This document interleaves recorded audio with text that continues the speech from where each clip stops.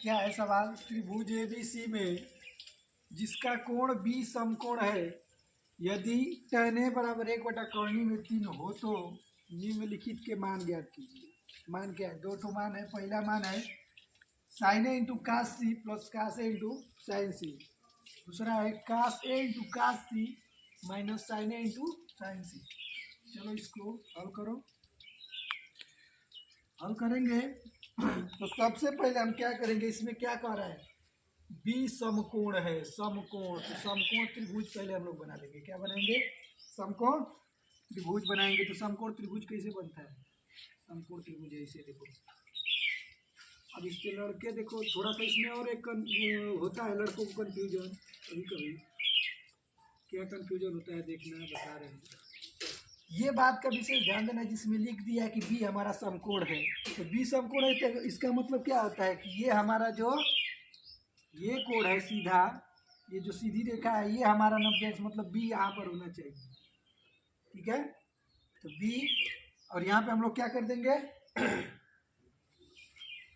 A B को एक साथ ले लिए और सी को हम लोग इस पर रख दिए। ठीक है, तो हमारा हो गया ए बी सी, हमारा ये समकोण त्रिभुज है। चलिए लिखेंगे क्या कि त्रिभुज का नाम क्या है? A B C. त्रिभुज A B C. A B सी में कोण बी कितने अंश का होता है? पहला 90 अंश का।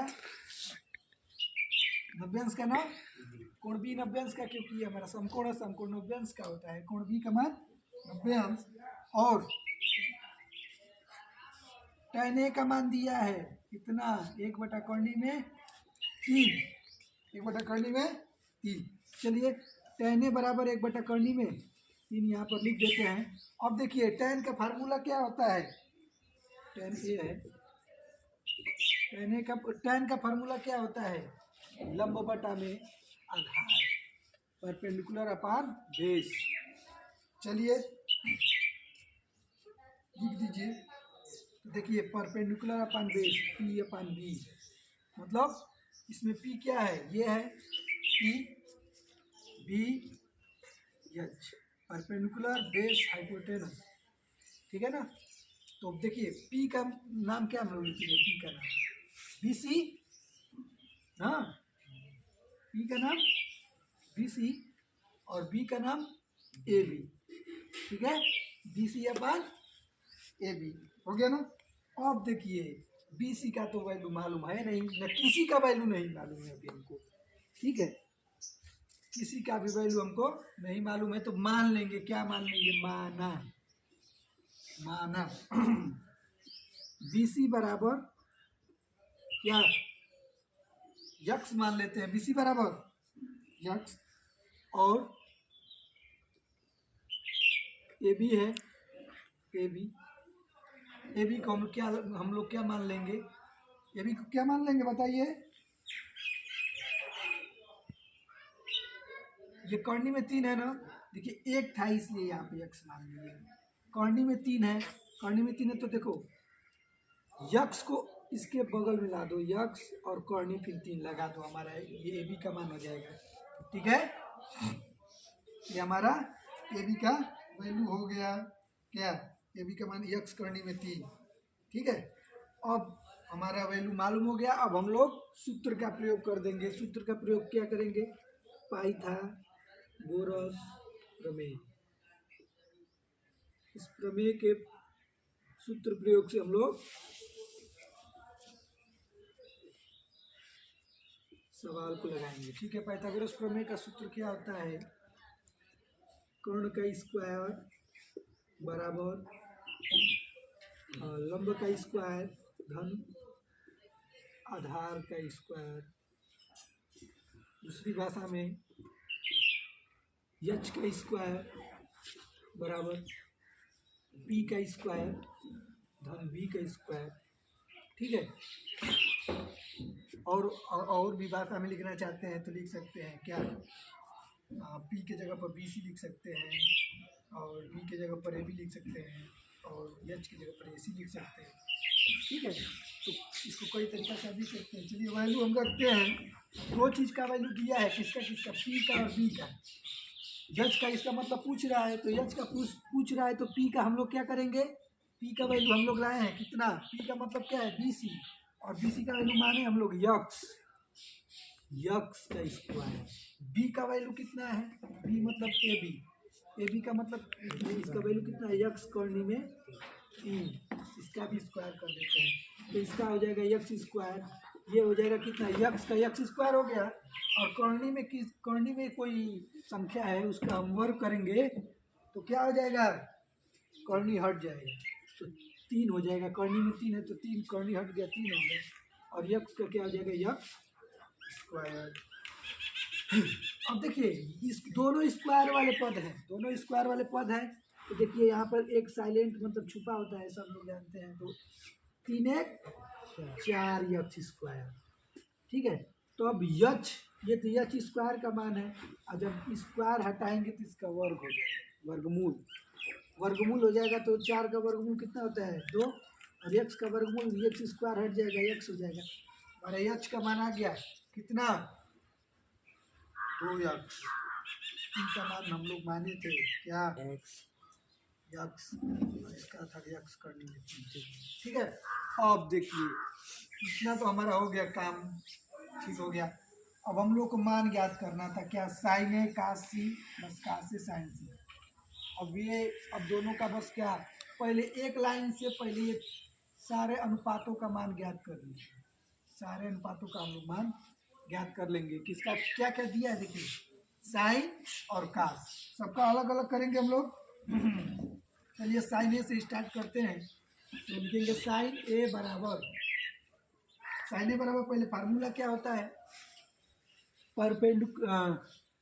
बेस अपान हाइपोटेनुस, आधार बटा में कौन, आधार बटा में कौन, लिख दीजिए बी, साइन है ना, सॉरी साइन है ना, परपेंडिकुलर अपान हाइपोटेनुस, लंब बटा कर्ण, लंब बटा में कर्ण, साइन है तो लंब बटा में कर्ण, कास रहेगा तो बी अपान एच, मतलब कि बेस अपान हाइपोटेनस, आधार बटा में कर्ण, ये हमारा साइन है, तो साइन है तो हम लोग यहाँ पर परपेंडिकुलर अपन हाइपोटेनस मतलब लंब बटा में कर्ण, ये हम फार्मूला लगाएंगे। और चलिए अब इसी पर वैल्यू, इस पर इसका वैल्यू रख दीजिए, मान रख दीजिए, क्या मान आया है, पी का मान कितना हम लोग किए हैं यक्स, पी की जगह पर यक्स रख दीजिए, और यक्स हमारा भी आया है 2 यक्स, एक्स कर दीजिए। अब देखिए हमारे एक्स से एक्स कट जाएगा, ऊपर कुछ नहीं बचा तो 1 बचा, नीचे 2 बचा, हमारा साइन ए का मान 1/2 आ गया। अब अगला क्या है, कास सी ना हो, कास सी बनाओ, तो कास सी, तो कास का फार्मूला हमारा क्या होता है, अभी बताया थे आपको, बी अपान यच, बेस अपान हाइपोटेनस, क्या आधार बटा में कौन, बी का वैल्यू कितना है हमारा, यक्स करनी में 3, यहाँ पर रख दीजिए यक्स करनी में 3, हाइपोटेनस कितना है 2 यक्स, ठीक है। तो हमारा देखिए यहाँ भी यक्स यक्स कट जाएगा, करनी में 3/2 इसका आ गया। अब देखिए नेक्स्ट क्या है, कास ए, कास ए है, लेकिन देखिए एक और यहाँ पे मिस्टेक हो गया, क्या मिस्टेक हो गया, कास सी है, कास सी का मतलब हमारा क्या हो जाएगा, हमारा बेस क्या आ जाएगा यहाँ पे, अब कास सी में, कास सी में हमारा, अब यही पर बहुत, यही पे लड़कों का गलती सवाल हो जाता है, थोड़ा सा आप भी गलती कर दिए हैं, लेकिन देखिए इसको फिर से देख लीजिए, कास सी है, कास सी है तब हमारा बेस क्या हो जाएगा, ये विशेष ध्यान देना है। तो कास सी है, ये है कास सी, मतलब सी का पूछ, तो सी कह रहा है ना, तो बेस हमारा ये हो जाएगा, जो पी वाला मान है वो हमारा बेस बन जाता है, तो यहाँ पे यक्स हो जाएगा, ठीक है।